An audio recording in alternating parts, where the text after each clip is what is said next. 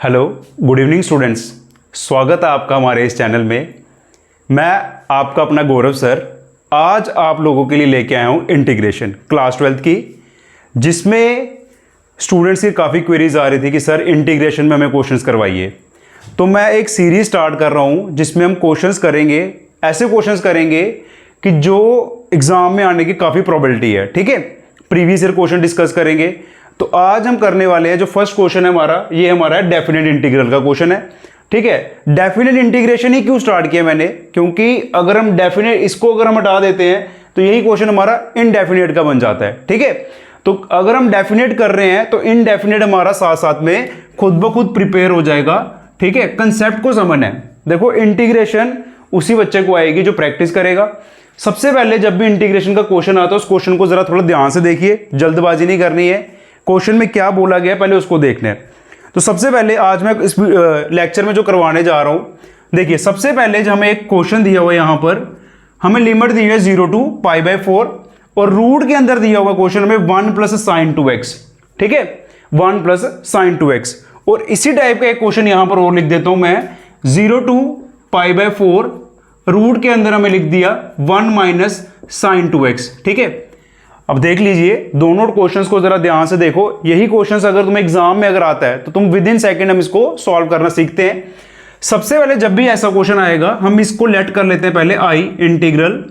ठीक है, अब हमारे पास यहां पर ये जो 1 है ये ट्रिग्नोमेट्रिक आइडेंटिटी है। हम एक यहां पर आइडेंटिटी लगाएंगे sin² x + cos² x, और सबको पता है sin 2x का फॉर्मूला क्या होता है, 2 sin x cos x, और साथ में हमारा क्या आएगा बच्चों, dx।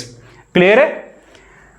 और i की वैल्यू अगर हम देखें, अब यहां पर देखिए, अब यहां पर इंटरेस्टिंग चीज क्या होने वाली है, sin² x + cos² x + 2 sin x cos x, ये हमारी एक आइडेंटिटी बनेगी a + b का होल स्क्वायर। ठीक है, तो यहां पर हम आइडेंटिटी लगाएंगे। अब यहां पर जब हम आइडेंटिटी लगा रहे हैं तो यहां पर हम लिखेंगे sin x + cos x का होल स्क्वायर dx। ठीक है, अब यहां थोड़ा ध्यान दीजिएगा, sin x + cos x लिखा है, हम cos x + sin x भी लिख सकते थे।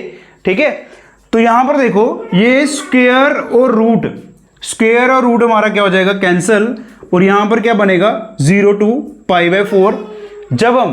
जब हम यहां पर रूट हटाते हैं तो यहां पर हमारा क्या लग जाएगा बच्चों, मॉड लगेगा, क्योंकि हमें पता है रूट के अंदर हमारी वैल्यू हमेशा क्या रहने वाली है, रूट के अंदर जो वैल्यू रहती है हमेशा क्या रहती है, पॉजिटिव। ठीक है, ये आ जाएगा sin x + cos x। तो हमारी लिमिट क्या दी हुई है, यहां ध्यान देना, 0 से π/4। अब इस चीज को थोड़ा ध्यान से देखो, ये कंसेप्ट मैं बता रहा हूं, ये अगर आपको क्लियर होगा क्वेश्चन गलत नहीं होगा। 0 to π/4, सॉरी 0 to π/2, और ये रहेगा हमारा π/4। 45 डिग्री से पहले अगर हम बात करें, यहां पर sin x + cos x है, यहां पर तो कोई फर्क नहीं पड़ने वाला, लेकिन इस क्वेश्चन में पड़ेगा, इसलिए मैंने साथ में ये क्वेश्चन लिख दिया है। sin x + cos x, कोई चीजें ऐड हो रही हैं तो वो हमेशा पॉजिटिव ही होती हैं। ठीक है, लेकिन फिर भी एक चीज याद रखना, 0 से 45 के बीच में जब हम देखते हैं, cos जो है वो sin से बड़ा होता है, और 45 के आगे क्या होता है, cos जो है वो sin से छोटा होता है। ठीक है, ये चीज हमने याद रखनी है, हमने पढ़ा हुआ है। तो यहां पर देखिए sin x + cos x plus हो रहा है, तो दैट मींस इसका जो मॉड होगा वो पॉजिटिव ही रहेगा, तो इसमें ही आ जाएगा 0 to π/4 sin x + cos x dx। ठीक है, ये हमारा यहां पर क्लियर हो गया। अब इसी चीज को, जो चीजें मैं लिख रहा हूं उसको नोट कर लेना। यहां पर अगर हम देखेंगे i, देखिए साइन की इंटीग्रेशन हमने पढ़ा है, साइन की इंटीग्रेशन होती है बच्चों -cos x, और cos की इंटीग्रेशन क्या होती है, इसको एक एक चीज को नोट कर लेना, चीजें क्लियर हो जाएंगी। और cos की इंटीग्रेशन होती है sin x, और लिमिट हमारी आएगी 0 to π/4। अब लिमिट कैसे पुट करते हैं, लिमिट करेंगे upper limit minus lower limit. Upper limit put करेंगे इस फंक्शन में, -cos π/4 sin π/4 ब्रैकेट माइनस, ये cos का माइनस आया, -cos 0 + sin 0। ठीक है, तो आई जो हमारे पास आया, ध्यान दीजिएगा यहां पे cos 45 होता है 1/√2, और sin 45 भी 1/√2, माइनस cos 0 क्या होगा हमारा, cos 0 रहेगा हमारा -1, और sin 0 होता है 0। ये प्लस और ये माइनस कैंसिल आई कितना बना, माइनस माइनस प्लस, तो इसका आंसर जो आएगा इस इंटीग्रल का हमारी वैल्यू क्या निकल जाएगी 1। क्लियर है, ये चीज आपको 100% क्लियर होगी। अब देखो ये जो हमारा नेक्स्ट क्वेश्चन है, इसी क्वेश्चन को करते हैं, इसको नोट कर लेना पहले, फिर इस क्वेश्चन को जरा ट्राई करते हैं। देखो इस क्वेश्चन में क्या मिस्टेक करोगे तुम लोग, इसलिए मैंने क्वेश्चन साथ में लिखा है, इस चीज को नोट कर लो। अब देखो सेकंड क्वेश्चन को अगर हम देखें, हमारा सेकंड क्वेश्चन क्या है, साइन एक्स माइनस, यहां पर क्या दिया हुआ हमें माइनस, जो हमारा सेकंड क्वेश्चन है। अब देखिए फिर से वही चीज आ गई, 0 to π/4 रूट के अंदर 1 की जगह, जब भी ऐसा क्वेश्चन आए तुमने ऐसे ही करना है, 1 की जगह क्या लिखना है, sine square x plus cos square x minus 2 sine x cos x into D x. अब यहां पर होगी गड़बड़, यहां पर क्या गड़बड़ होगी, sine square x plus cos square x को मैं ऐसे भी लिख सकता हूं, sign x minus cos x का होल स्क्वायर, इसको मैं ऐसे भी लिख सकता हूं cos x minus sine x का होल स्क्वायर। ठीक है, दोनों तरीके से लिखेंगे, आइडेंटिटी तो यही बनेगी। अब क्वेश्चन क्या आता है, हम इन दोनों में से लिखेंगे क्या। ठीक है, हम इसमें से कोई भी वैल्यू लिख सकते हैं। ठीक है, सपोज करो मैं ये वाली वैल्यू है, ये वाली वैल्यू कोई भी लिखता हूं, मैं ये वाली वैल्यू लिखता हूं जिससे गलती होने का चांस है। ठीक है, तो तुम लोगों ने देखना है कि क्या चीज तुमने नहीं करनी है। 0 to π/4 इसको लिखेंगे, ये आएगा sign x minus cos x का होल स्क्वायर dx, स्क्वायर और रूट कैंसल, यहां पर क्या बना 0 to π/4। अब यहां पर देखिए जैसे कि मैंने बोला रूट के अंदर कभी वैल्यू नेगेटिव नहीं होती, यहां पर हम लोग क्या लगाएंगे बच्चों, मॉड लगाएंगे। क्या लगाएंगे, मॉड लगाएंगे। अब यहां पर आएगा कंसेप्ट, मैं दोनों तरीके से बताता हूं। अगर मैं ये लिखता 0 to π/4 रूट के अंदर cos x minus sine x का स्क्वायर इंटू डी एक्स, ये कैंसिल हो जाता, दोनों में से कोई भी तरीके से लिख सकते थे। यहां पर क्या आता 0 to π/4 cos x minus sine x d x, और साथ में क्या आता हमारा मॉड। अब यहां देखिए जैसा कि मैंने आपको बताया 45 डिग्री इंटरवल, देखिए 0 से 45, 0 से 45 के बीच में, जैसा मैंने बताया आपको 0 से 45 के बीच में कॉस बड़ा होता है साइन से, कॉस बड़ा होता है साइन से। अब यहां पर क्या हो रहा है, साइन में से कोई चीज माइनस हो रही है, दैट मीन साइन छोटा है। अगर किसी छोटे नंबर में से बड़ा नंबर माइनस होगा वो वैल्यू नेगेटिव आएगी। तो इसलिए इसका जब हम करेंगे तो जब मॉड हटेगा, मॉड हटेगा बाहर, आपको इस इक्वेशन के माइनस लेना पड़ेगा। ठीक है, इस इक्वेशन के माइनस लेना पड़ेगा जब मॉड हटेगा। लेकिन इस क्वेश्चन को अगर देखेंगे, कॉस में से कोई चीज, कॉस में से साइन बड़ माइनस हो रहा है, और कॉस क्या बड़ा है 45 तक, तो बड़े में से कोई चीज माइनस होगी तो हमें आंसर पॉजिटिव ही मिलेगा। तो इस क्वेश्चन में हम डायरेक्ट लिखेंगे cos x minus sine x का इंटीग्रल। ठीक है, देखिए जो चीज लिखी है मैंने, उम्मीद करता हूं ये चीज क्लियर होगी। इन दोनों में डिफरेंस पता लग गया होगा कि क्या चीज हमने लिखनी है।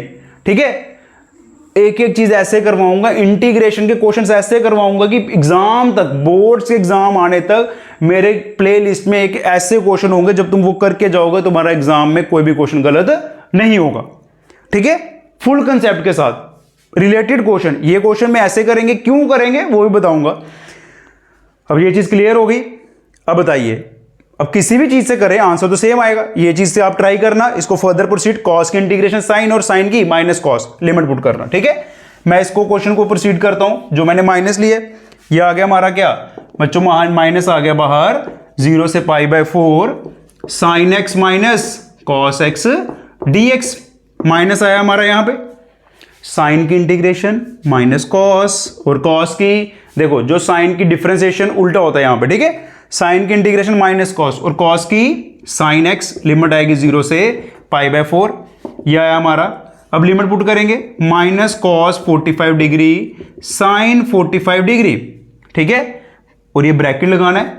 ठीक है, ब्रैकेट लगाएंगे तो ब्रैकेट क्यों लगा रहे हैं, क्योंकि ये माइनस जो है वो दोनों के साथ मल्टीप्लाई होगा। उस चीज को एलिमिनेट करते हैं हम, क्या करते हैं, यहां से पहले ही माइनस कॉमन ले लेते हैं। ठीक है, यहां से माइनस कॉमन लेंगे तो ये माइनस और ये माइनस टोटल क्या बन जाएगा, प्लस।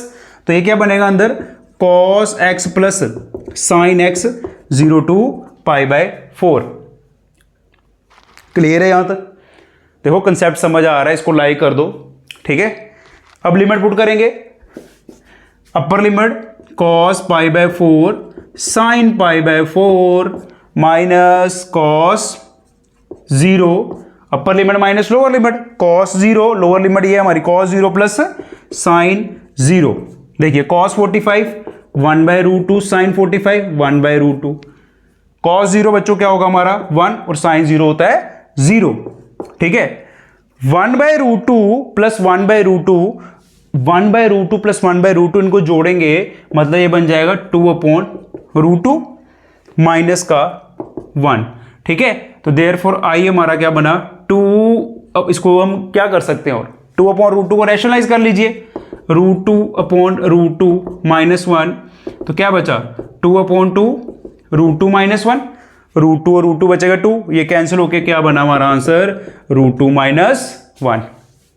क्लियर है, रूट 2 माइनस 1।